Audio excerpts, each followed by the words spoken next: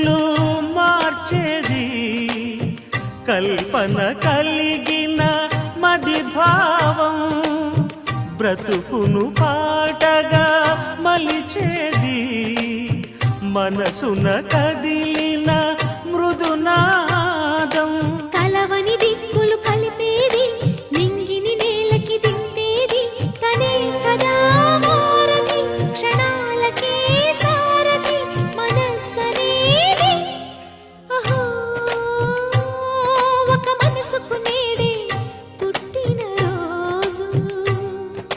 అహో తన పల్లవి పాడే చల్లని రోజు